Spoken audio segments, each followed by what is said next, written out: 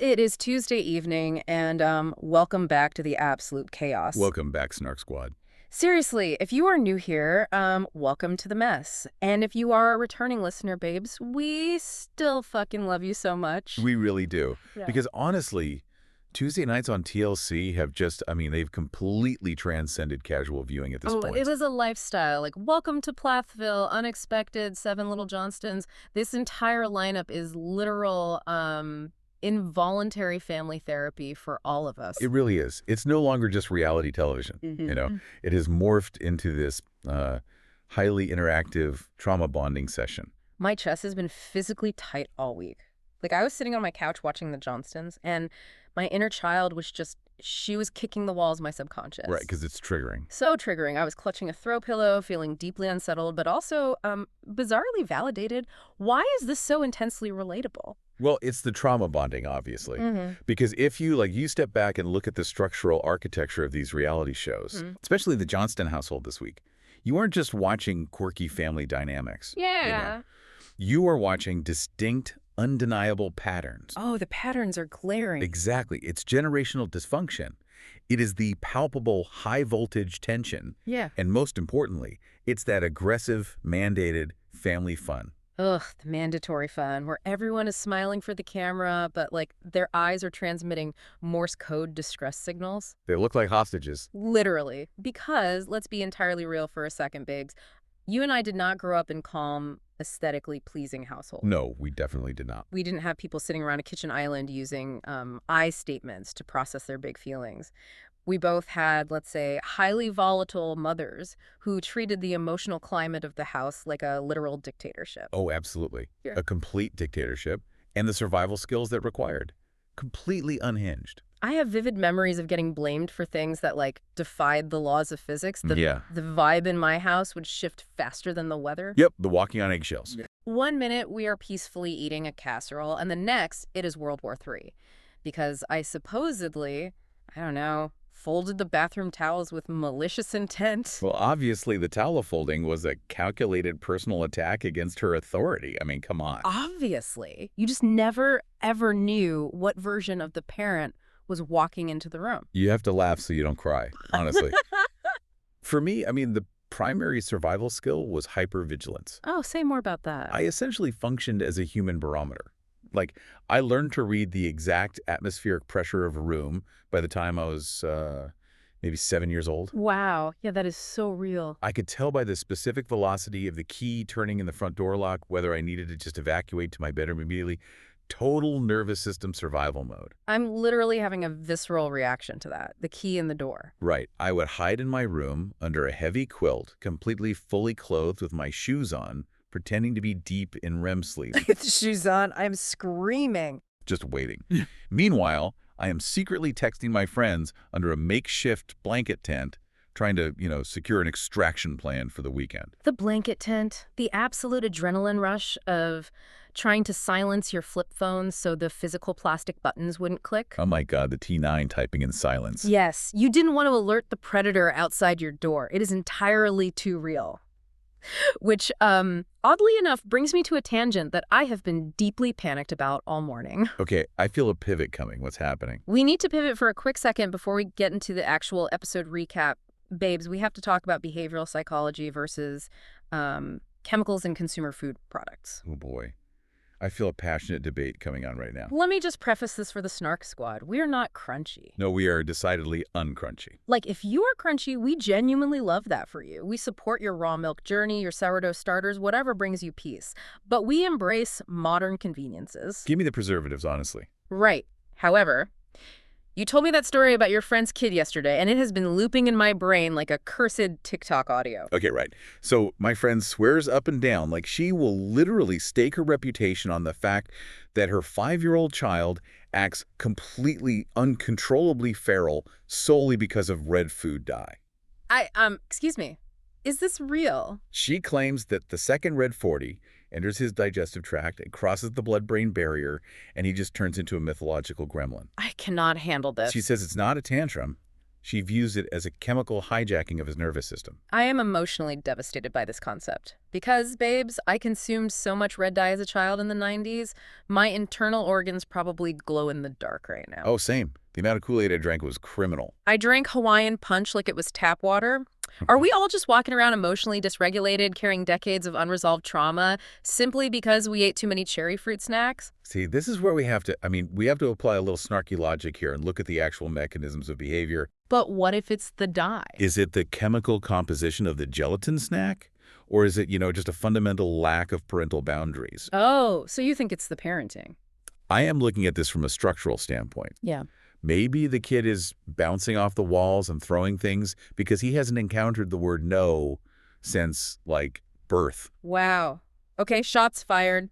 I just feel like pointing to the pantry is a very convenient scapegoat for modern parents who are terrified of their own children. Terrified of their children. Right. Like, oh, little Timmy isn't throwing a chair because he rules the household with an iron fist. He's just reacting to the synthetic polymers in his Doritos. It absolves the parent. I hear your logic, I really do. Yeah. But my nervous system is taking a firm emotional stance on the other side. I genuinely think it is the food. You're spiraling. I am. You cannot convince me that bright, neon red, scientifically engineered liquid doesn't alter your DNA on a cellular level. I think it is rewiring their little brains to crave chaos. I think we might have to agree to disagree on the Red 40 conspiracy. But you know what? This exact debate, like this tension between uncontrollable external forces and personal accountability, this entire conversation tonight requires an immense amount of wine. Oh, way ahead of you. The Pinot Noir is officially poured, on deck, and currently breathing. Yes. Taking my first sip right now. Cheers to that. Wow. Okay, the immediate personality shift into pure Snark has successfully initialized. It kicks in fast. And, Snark Squad, in honor of the Johnstons and their chaotic, massive family dinners around that crowded kitchen island. Mm. You already know exactly what we did tonight. We ordered Olive Garden. We did? The spread of carbohydrates we currently have in front of us is actually staggering. It is an architectural marvel of Italian-American comfort food, honestly. I possess zero shame about this. The breadsticks are already vanishing as we speak. I've eaten 3. And we had the most chaotic, customized pasta orders imaginable. I literally asked for extra Alfredo sauce on the side, served in a container large enough that I could drink it like a beverage. It looks like a soup container. It does. And babes, we will be eating throughout this recording, so if you hear a slight crunch of a crouton hitting the microphone, just mind your business. This is a safe space for stress eating. I'm currently double-fisting a garlic breadstick and a glass of wine, and I have never felt more intellectually or spiritually prepared to analyze a family's descent into madness. Right. Feeling carb-loaded, slightly tipsy, and absolutely ready to tear into the psychology of this week's television. Well, let's pull the thread on this. Let's do it. Moving from our own chaotic dinner straight into the Johnstons' manufactured reality, we have to dissect the absolute disaster that was the social media painting challenge. Ah, yes. Trent's magnum opus of sourced fun. It was horrifying. The paint your partner TikTok trend executed with all the joy and spontaneity of a hostage video. Exactly. And the context here is crucial. Liz is, a month away from her November wedding? She is operating at peak stress levels. She's about to snap. She's actively trying to craft a wedding guest book, which, side note, she mentioned she was creating a custom sign-in board from scratch because she considers herself kind of an artist. Of course she does. So she is already in this creative, high-pressure headspace.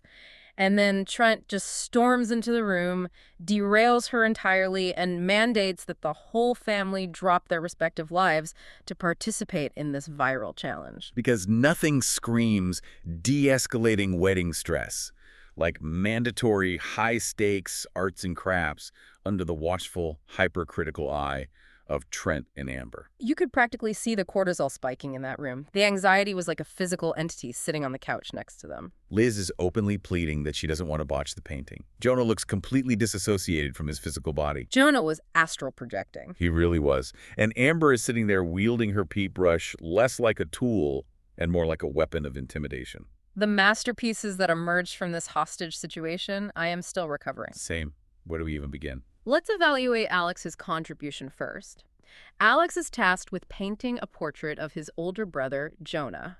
What does Alex produce on this canvas? Oh, this is brilliant. A deer wearing a brassiere. And It was sunglasses. a wildly avant-garde, almost surrealist interpretation of his brother. I honestly respected it. I was hyperventilating from laughter. Jonah looks at the canvas, genuinely baffled, and asks what happened to his nose. And Alex just completely abandoned any pretense of painting human anatomy. He pivoted to wildlife. A brole-wearing deer, Okay. truly visionary. But then, oh God, then we must discuss Emma. Emma was assigned the delicate task of painting baby Leighton. Yeah, this took a very dark turn, very quickly. It did.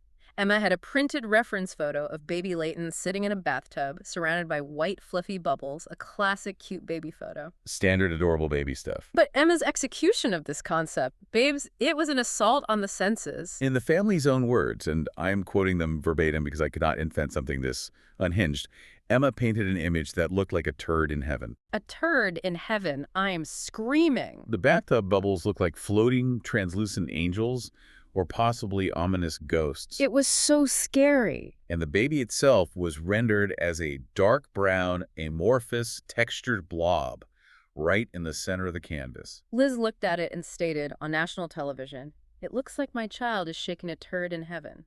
And Emma's defense was simply that she didn't know how to paint human eyes, so she opted to leave the face entirely blank.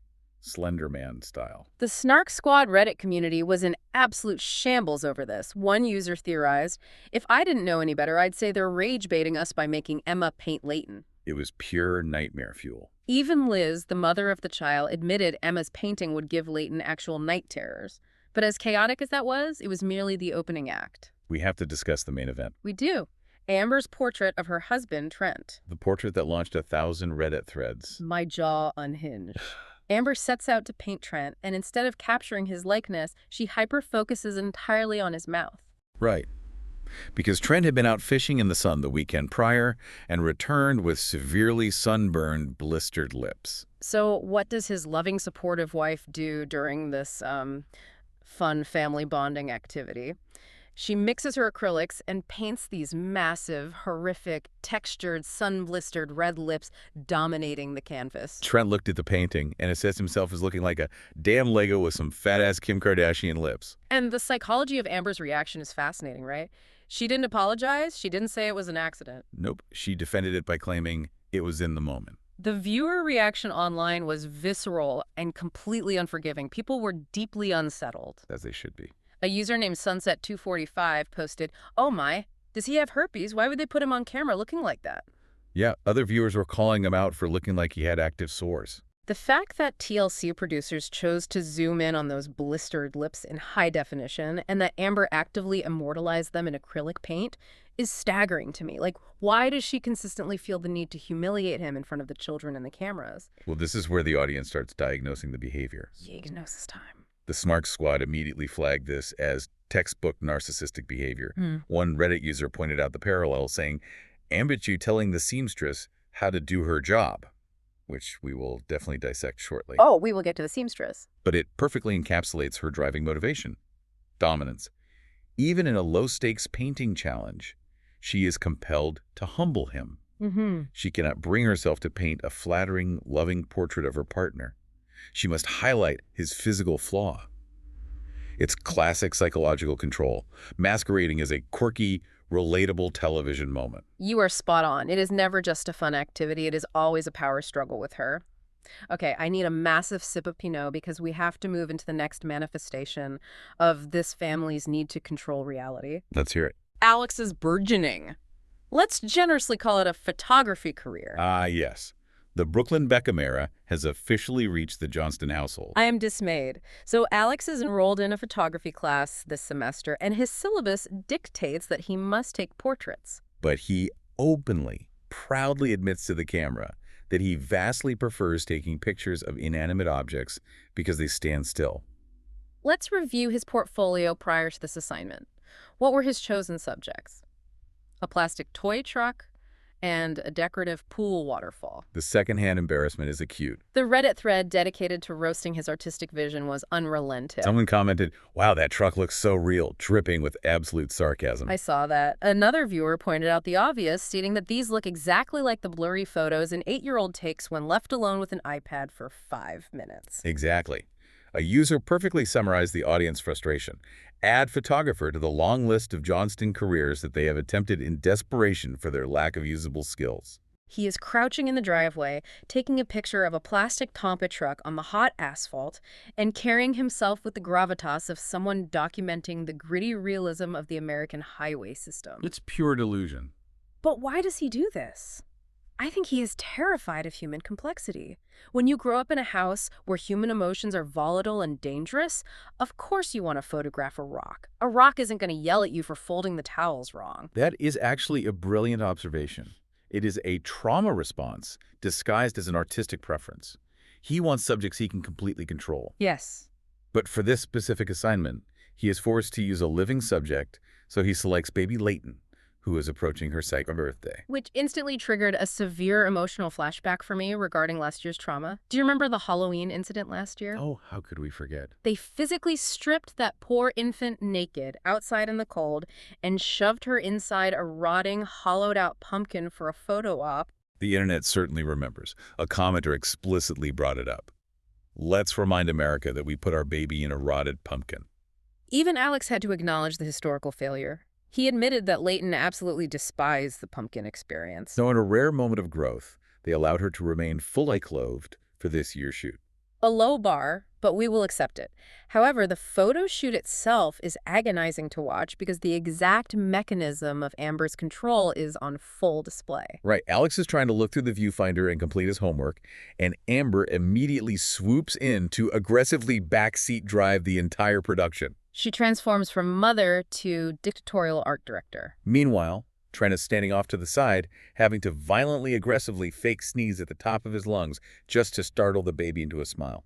The sensory overload in that scene was intense. Trent is screaming, "Achoo!" with his whole chest. Emma is doing jumping jacks, and Amber is just parking rapid-fire commands. Sit back a little bit, Trent. Jonah, scoot over. Soften the smiles, just natural like you just farted. Like you just farted. Who says that?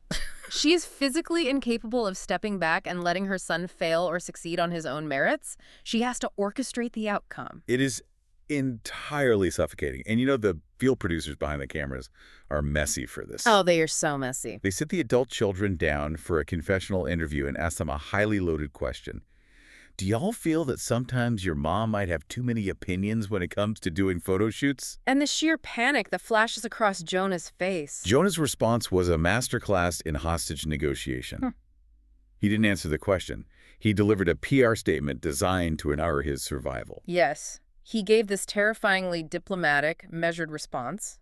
My mom definitely has years upon years of experience. Yeah. She definitely knows what works, and she doesn't want to spend all day trying to catch a good shot. The viewer saw right through it.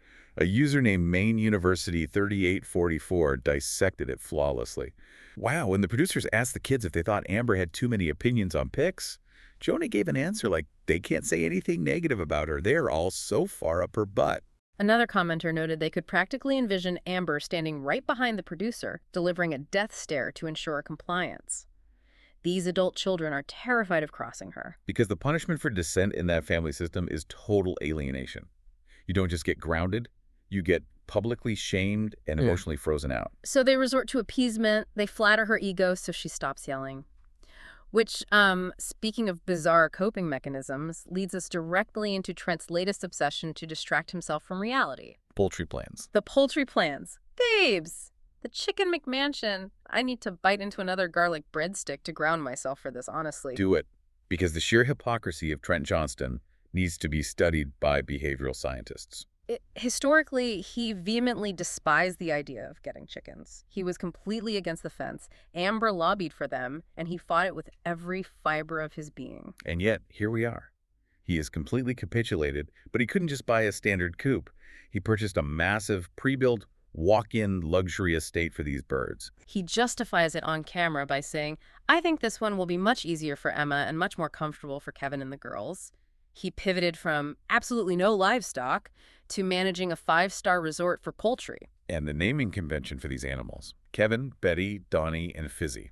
Kevin is the rooster, and Emma openly despises him because his only contribution to the household is screaming cock-a-doodle-doo at completely inappropriate hours of the day. But the storyline devolves into pure absurdity. It does. Emma is enrolled in a college-level psychology class focusing on animal behavior. her chosen final project, modifying the behavior of these chickens. Which is such an unhinged premise for reality television. Mhm. She is attempting to operant condition a chicken named Donnie to play a musical instrument. I am emotionally distressed just recounting it. She marches the entire family out to the McMansion to observe her scientific progress. Trent, oozing skepticism, asks what specific behavior she has conditioned. Emma proudly states, "Eat out of my hands." And Trent immediately diminishes her accomplishment, waving it off as entry-level behavior. So Emma, desperate to prove herself, pulls out a literal, brightly colored toy xylophone, and the chicken actually pecks it. It pecks the xylophone. Oh, yeah. And because the Johnston family ecosystem requires constant friction, they cannot just enjoy a weird, funny moment. No, they immediately draft Brice, Liz's fiancé, a man who consistently looks like he just finished a grueling 14-hour shift at a construction site. Always. They force this exhausted man to chase frantic chickens around the muddy yard in his heavy work boots to transfer them to the new coop. The Reddit squad was ready to form a protective union for Brice. User Linus106 pointed out the sheer lack of empathy. Brice looked like he just came home from work and they're out there making him chase chickens. Last thing he wants to be doing, I'm sure. The poor guy couldn't catch them. He humbly blamed his lack of agility on the heavy boots, and Trent, true to form, immediately mocked his physical prowess. It is a fascinating deflection tactic. The family is staring down the barrel of a highly stressful wedding, so instead of processing those emotions, they manufacture a crisis involving percussive poultry. And forced the future son-in-law to perform physical labor for their amusement. It's an avoidance mechanism. Speaking of the wedding stress, my blood pressure physically spiked during the dress alteration scene. This is where the dysfunction stops being quirky and becomes genuinely toxic. The undeniable return of the ambitch persona, as the Snark squad called it. Yes, let's lay out the timeline because it is crucial to understanding the panic. Liz's wedding date is set for the first week of November. It is currently mid-October on the show. Right. The actual custom wedding dress she ordered months ago has been delayed by another full month. It will not arrive in time. So in a sheer panic, Liz is forced to buy a stretched-out, off-the-rack floor model dress mere weeks before she walks down the aisle. Which is a logistical nightmare. The internet immediately questioned the strategic planning here. Viewers pointed out that if you are a little person planning a wedding, you know intrinsically that you will require massive, fundamental structural alterations to any off-the-rack garment. Exactly. Buying a floor model 3 weeks out is a recipe for a complete meltdown. They argued she should have postponed the wedding rather than force this timeline.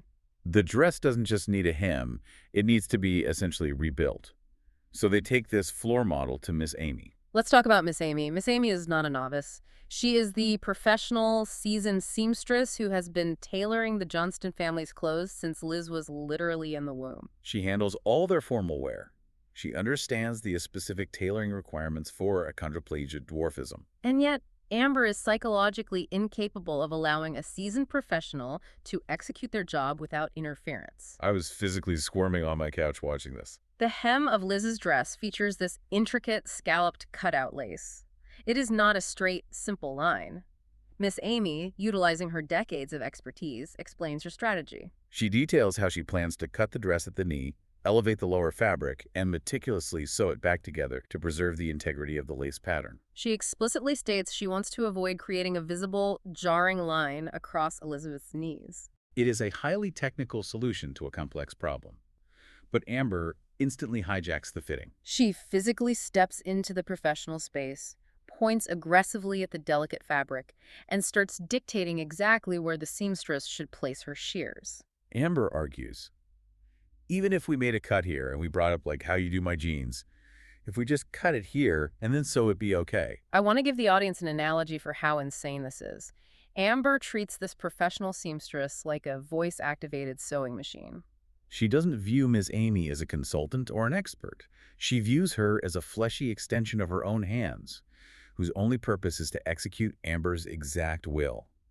Liz is standing frozen on the fitting pedestal, vibrating with stress, quietly saying she's relying on her mother to communicate, but she looks terrified they are about to ruin the dress. The Reddit comments were absolutely vicious, and rightfully so. Creative Fact 2862 screamed into the void. Sweet baby Jesus, now Amber is telling the seamstress how to tailor the dress. Another user yelled, "God, Amber, let the woman do her job. You don't know everything." The mechanism at play here is a profound fear of external judgment. Amber's ego is so fragile that she believes if the dress looks bad, it reflects poorly on her as a mother, not on the seamstress. So she micromanages the process to ensure she maintains ownership of the outcome. It is a dangerous level of arrogance to believe your intuition regarding denim jeans applies to intricate bridal lace. It is suffocating to watch. If my mother had physically intervened and told the tailor how to cut my wedding dress weeks before the ceremony, my legs would have given out. I would have collapsed on that little velvet pedestal and sobbed until I dehydrated. But Liz just internalizes the panic. She swallows it down, which is exactly how she handles Trent's escalating madness with the backyard flagstones. Oh God, the flagstones, the pavilion project. Because apparently the concept of renting a fully insured catering hall was deeply offensive to Trent's pioneer spirit. I cannot fathom the logic. They are hosting this massive wedding in their own backyard, which is already a logistical nightmare.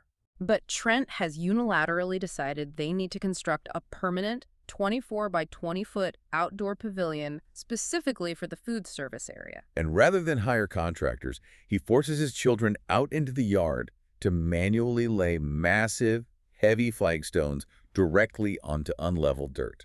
The Snark squad was baffled by the economics and the sheer physical toll of this decision. One commenter summarized the collective confusion.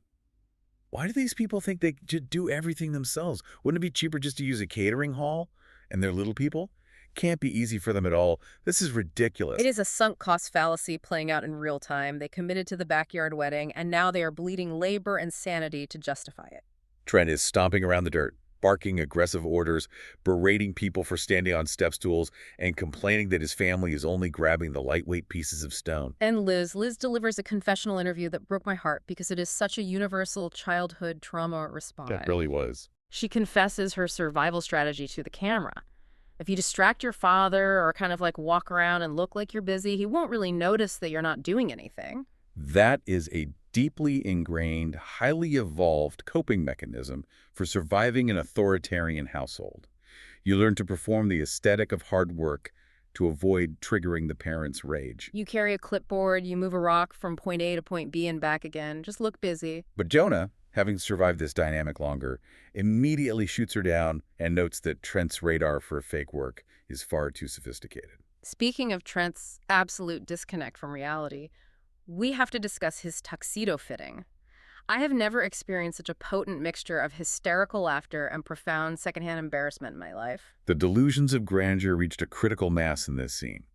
We moved beyond psychological control and entered the realm of defying the laws of physics. Trent goes to the tailor to retrieve the tuxedos they purchased. Let me emphasize that. Purchased, not rented. They get back to the house, and he attempts to try his on. And I say attempts because he is actively hulking out of this garment. He physically cannot bring the two sides of the pants together to button them. The dress shirt is stretched so tightly across his chest that the plastic buttons are threatening to snap off and become lethal projectiles, blinding his family members. And how does he rationalize this? He doesn't admit he gained weight. He blames his anatomy. He claims his triceps are out in the tux, causing the upper body restriction. For the pants, he engages in Olympic-level mental gymnastics, suggesting that when the seamstress shortened the pant legs, she somehow magically reduced the circumference of the waist. I am screaming just thinking about it. The denial is so pure. He stands there, breathless from the effort of sucking in his stomach, and says, I probably put on a little weight. Yeah, it's maybe if I do pee or take a poop. A bowel movement is not going to drop you 2 pant sizes in the span of an afternoon, Trent. He flat out refuses to acknowledge reality and buy a larger suit, claiming it's too late. So his grand master strategy is to drop massive amounts of weight in 3 weeks. Yes, his highly scientific, medically sound strategy of slightly altering his fast food intake. He tells the camera he just needs to knock off his chicken biscuits or my breakfast burritos, and the pounds will simply melt away. It is the classic crisis of the middle-aged man realizing he no longer possesses the metabolism of a high school athlete. It's a profound loss of physical autonomy. So he creates an alternate reality where sheer willpower will alter his cellular makeup in 21 days. And this intense need to view himself as a supreme physical specimen bleeds directly into his Boppa Golf storyline. Right. For those unaware, Trent has launched a side hustle modifying standard golf clubs for little people. Objectively, from a mechanical standpoint, it's a brilliant idea. Yes, the core concept is fantastic. It provides accessibility and levels the playing field in a sport that completely ignores their demographic. But it's the execution and the ego involved. He meets up with his friend Rance, who is a highly competitive, adaptive golfer currently playing with 15-year-old junior clubs. Trent steps into the scene, acting less like a helpful friend and more like a senior PGA Tour club engineer. He builds this custom, elongated set for Rance. Rance is genuinely grateful and kind about it. But Trent is strutting around the driving range like he just personally cured a disease and revolutionized the global sports industry. The Reddit community was just laughing at the hubris, with one user noting, "I can't get over how Trent is pretending to be a professional golfer, lol." Because in Trent's psychological framework, he cannot simply enjoy a hobby or do a favor. He must be recognized as the supreme, unquestioned authority in whatever room he occupies. Just as Amber must be the supreme authority on photography and bridal tailoring, they are two sides of the exact same coin. Exactly. Okay, I am pouring the rest of this bottle of wine into my glass because we cannot analyze this episode without addressing the massive, jarring tone shift at the end.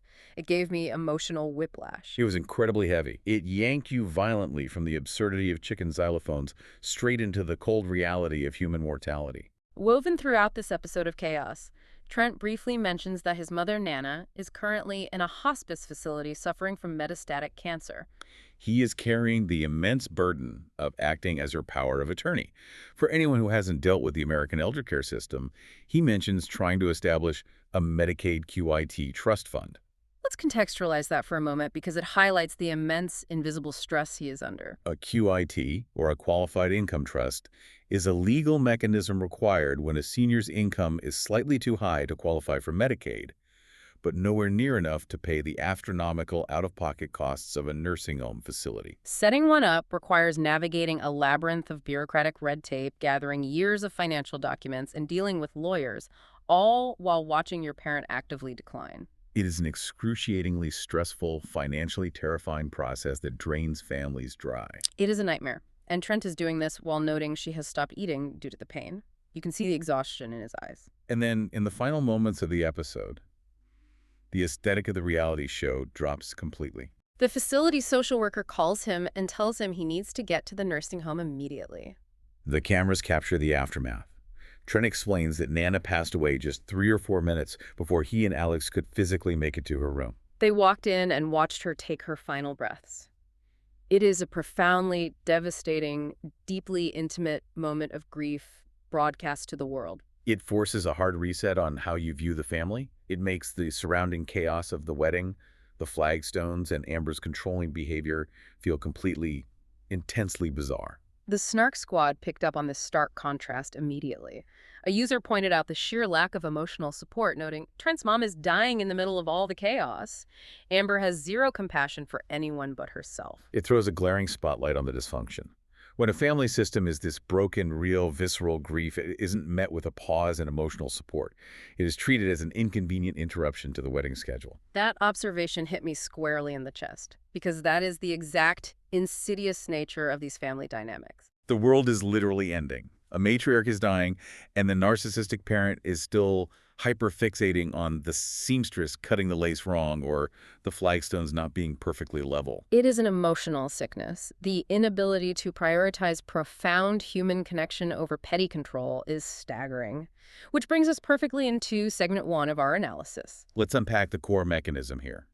Control versus chaos. The fundamental question driving this family, and really driving the audience crazy every Tuesday night, where is the line between parenting your children and controlling your environment? It's a very thin line in that house. I am getting emotional just conceptualizing it because growing up in my house, that line did not exist. Control was the parenting strategy. Yep, the illusion of safety through micromanagement. When I watch Amber hover menacingly over Liz at the dress fitting or completely hijack Alex's photography assignment, my throat literally closes up. I physically feel the suffocation. Because you remembered it. Yes. When you do that to a child, you are not guiding them. You are not teaching them how to navigate the world. You are treating them like a biological meat puppet designed solely to execute your exact, rigid vision of reality. You are describing the absolute micromanagement of their autonomy. Look at the framing the audience uses. Viewers constantly debate whether Amber is protecting her kids from the harsh realities of the world, or if she is the localized source of their daily trauma. It's the latter. Look at the data points we just covered. Every single time a child attempts to exercise an ounce of independence, Liz choosing a dress alteration, Alex trying a new artistic medium, Emma choosing a psychology project. Amber or Trent must immediately insert themselves as the overriding director. They cannot tolerate a narrative they do not control. And the byproduct of that environment is sheer terror. That Reddit observation about Jonah's confessional interview is everything. Jonah is a fully grown adult man. And when a producer asks him a mildly spicy, subjective question about his mother's opinions, his nervous system hijacks his brain and he immediately defaults to crisis PR mode. He is physically incapable of saying, yeah, my mom is overbearing and it's annoying. Because he has calculated the risk and the punishment for dissent in that household is severe and lingering. If you cross Amber, you don't just endure a fleeting argument. You are iced out, systematically criticized, and your flaws are highlighted on international television.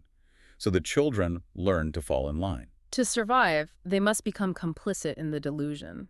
Is Amber actively parenting them in these moments? No. She is managing their optics to protect her own ego. It is incredibly dark, and when parents operate with unchecked control issues for decades, it naturally breeds what we are calling segment 2, the main character delusion check. Let's lay the cards on the table. Who in this family actually possesses main character energy and who is simply faking it through sheer volume? We have a stacked roster of delusions to evaluate tonight. Let's review the tape. First, we have Amber, who genuinely deeply believes she possesses the skills of a master bridal seamstress, an elite commercial photographer, and a high-end wedding planner, all based on zero formal training. Then we have Trent, who operates under the belief that he is a bespoke sports engineer and simultaneously possesses the biological mutant ability to drop 15 pounds of pure, solidified fast food weight in 3 weeks through the sheer willpower of skipping a breakfast burrito. And finally, we have Alex, who thinks snapping a slightly out-of-focus photo of a plastic toy truck on the driveway asphalt elevates him to the level of the next Ansel Adams. I ask you, as the emotional cores of this duo, who is taking the crown for the most delusional? Oh, I have thoughts, but I want to hear yours first. I am firmly planting my flag on Amber taking the crown without hesitation.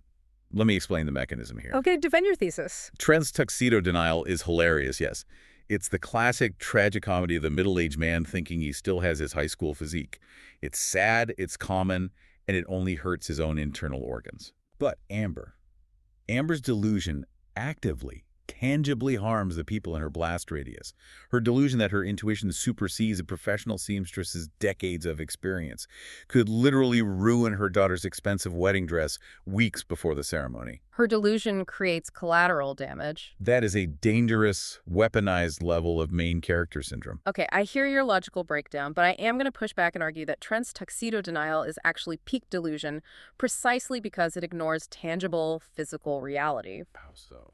Amber's delusion is psychological dominance. She bullies people until they agree she is right. But Trent's delusion requires him to defy the fundamental laws of physics. The structural integrity of the pants. Yes. There is physical evidence, the fabric screaming, his inability to breathe, the buttons crying out for mercy, that he is wrong. Yet he stands there and says, maybe if I do pee or take a poop, the suit will fit. A biological waist function is not altering the structural circumference of your waistline by 3 solid inches. That requires a disconnect from reality that borders on the clinical. You make a compelling point. He is asking fabric to perform miracles. Okay, since we have essentially trauma bonded to this family through our television screens, let's move into segment 3. If we were Johnston kids. Let's hypothetically insert ourselves into the chaos of the household. Here is the scenario. It is Saturday morning. You have worked hard all week. You just want to sleep in and eat a bowl of cereal. Sounds lovely. But Trent is outside in the dirt screaming about laying flagstones, and Amber is in the kitchen critiquing your life choices and your outfit. Do you rebel and fight back, or do you play along to survive? Oh, I am absolutely utilizing the tactic of malicious compliance. Wait, break that down for me. What does that actually look like in practice? Malicious compliance is an art form. It looks like me walking out to that dirt pavilion, strapping on my heavy work gloves, and laying those massive flagstones so entirely technically wrong, but doing it with a massive, vacant smile on my face. You wouldn't. I would listen to Trent's vague, aggressive, poorly explained directions, and I would follow them to the exact, literal letter. So when the patio inevitably looks terrible and uneven, I can look him dead in the eye and say, "But Dad, I did exactly what you told me to do." You are a menace. I would lay every single stone upside down if I could justify it, based on his instructions. It is the weaponization of incompetence designed specifically to spite him while remaining completely legally immune from punishment. You are a deeply evil genius, and I respect it immensely. See, my nervous system could never execute that strategy. What would you do? The moment the yelling started, my circuits would fry. I would have a full, dramatic, emotional breakdown. I would run down the yard, barricade myself inside the Chicken McMansion with Kevin the screaming rooster, and flat out refuse to engage with society. You would just hide with the poultry. I would be sobbing uncontrollably in the nesting box, waiting for CPS to arrive. I cannot handle the ambient aggression. You would be sitting in the pine shadings, aggressively playing the toy xylophone with the chickens, just to self-soothe your frayed nerves. Literally. The rhythm would calm me down. Honestly, when you look at it through this lens, Anna had the absolute right idea. Oh, Anna was the smartest one of them all. For those who need a refresher, Anna historically served as the designated scapegoat of the Johnston family system. Whenever anything went wrong, Amber and Trent implicitly blamed Anna. And she finally stepped away from filming this season to protect her own mental health. We have to applaud the strength that takes. Recognizing that the environment is toxic and severing that tie is the only actual winning move. Absolutely. When the game is rigged to ensure you are always the villain, the only way to win is to refuse to play. Setting that boundary is incredibly difficult when the trauma bond is that deep and there is reality TV money on the line. Amen to that. May we all have the strength of Anna setting a boundary. All right, let's transition into our final breakdown, segment 4, Snark Squad theories.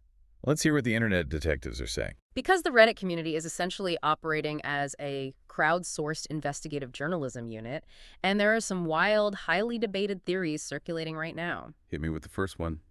Let's look at the data. Theory number 1 we are calling the name game. So let's talk about Liz's baby, Layton. Okay. During the last season, the internet roasted Trent and Amber mercilessly because of their regional accent. They were pronouncing the baby's name as Leon, completely swallowing the T, just eating the consonant entirely. Yes, the linguistic pivot was very noticeable. And the audience theory is that this is entirely reactionary. They are now heavily, almost aggressively pronouncing the hard T, emphasizing Leiden. A viewer named Maine University 3844 posed the question, why did they say her name with such the pronounced T? And another user, Luke Liamom, laid out the thesis. Probably because they weren't saying it at first. Then they got on here and saw the comments. They believe it's a direct response to internet mockery. And babes, I fully subscribe to this theory. You think it's intentional? I believe this is a calculated, petty revenge plot. Amber strikes me as exactly the archetype of a reality star who obsessively doom scrolls the Reddit threads late at night, seethes with unbridled rage at the criticism, and then holds a family meeting the next morning, forcing everyone to aggressively enunciate. Just to prove the anonymous haters wrong. Listen to me. We will hit the hard consonant. It is Leighton. I have to disagree with your assessment of their strategic capabilities. Huh. I don't think it's a masterminded revenge plot. Why not? Let's look at Occam's razor. I think they literally just struggle with enunciation, and someone in their orbit, most likely the field producers who need clean audio for the edit, finally corrected them. A producer intervention. They are currently overcorrecting because they feel internally embarrassed about looking uneducated, not because they're executing a linguistic psychological operation against Reddit. You are attributing supervillain traits to people who bought a prefab chicken mansion. I think you are underestimating the depths of Amber's pettiness. I feel the spite radiating through the screen. But fine, we can agree to disagree. Let's move to theory 2, the Emma setup. This one is genuinely fascinating from a production standpoint. Lay out the premise. The theory circulating is that the TLC production team is actively, purposely setting Emma up to become the new Anna. Because Anna left a void. Exactly. With Anna successfully removing herself from the narrative, the show has a gaping hole in its cast dynamic. The family needs a designated scapegoat. They need someone to point at and laugh at to deflect from their own misery. So the theory is that story producers are manipulating Emma into doing these ridiculous, humiliating things. Like painting a baby that looks like a literal piece of feces, or attempting to train poultry to play a percussion instrument, just to manufacture comedic relief at her expense. The Snark Squad is heavily invested in this. User Lockitdown444 synthesized the theory perfectly.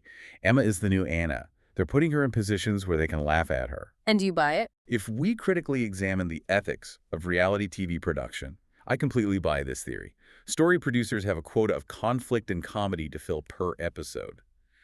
Without Anna there to naturally assume the role of the rebel, the family dynamic is unbalanced So production steps in. and forces Emma into the clown archetype. It is highly manipulative, but it's exactly how the sausage is made in reality television. I am pushing back on this heavily. I think you are stripping Emma of all her personal agency to fit a cynical narrative. Well, God. No, listen, Emma is actively enrolled in a college psychology class. She independently chose to observe the chickens for her animal behavior project. You think the xylophone was her idea? I genuinely refuse to believe a producer forced her to log on to Amazon and buy a tiny xylophone. I think that is just Emma expressing her quirky, weird teenage personality. Why does everything have to be a dark manipulation? Let's be realistic about how filming works. You don't think a TLC field producer, desperate for B-roll footage, pulled Emma aside and heavily suggested the xylophone? I don't want to believe that. Hey, Emma, we need a funny scene to break up the tension of the dress fitting. Wouldn't it be hilarious if you tried to make the chicken play an instrument? They know exactly the reaction it will elicit. The producers are so messy. They're feeding her these absurd props, specifically so Trent can stand in the yard, cross his arms, and mock her entry-level training on camera. It is a manufactured humiliation ritual designed for ratings. I hate how much logical sense you're making right now because the implications are incredibly depressing. I want to live in a naive world where she genuinely, authentically believed Donnie the Chicken was a musical prodigy waiting to be discovered. Peeling back the curtain on the dark underbelly of reality TV production will do that to you.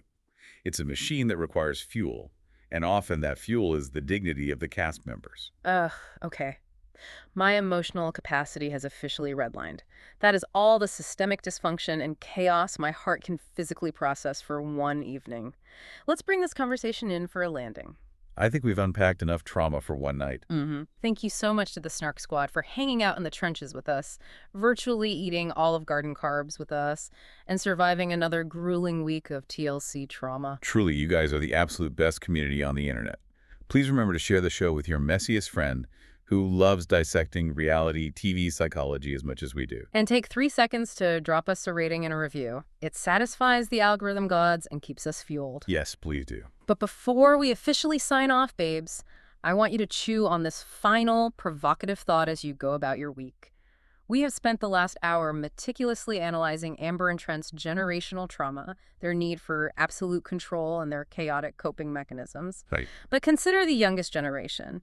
With all these high-definition cameras constantly documenting every family flaw, every fight, and every rotting pumpkin photo shoot, what kind of groundbreaking reality TV therapy show do you think baby Leighton is going to be hosting in 20 years? Oh, her podcast is going to be a masterclass in breaking generational curses. The eventual tell-all memoir will be an absolute devastating takedown of the entire TLC empire. I will be first in line to pre-order the hardcover edition. Well, we came into this conversation looking for a little light TLC therapy, and we ended up wine drunk, having consumed a massive amount of Italian-American carbohydrates and fully unpacking the survival skills we learned from our own childhood trauma. Do we consider this personal growth? I think my licensed therapist would legally have to say no. But it was undeniably entertaining, and that has to count for something. I'll take it. I love you guys. Stay chaotic, stay childish, and we will see you on the Snark side.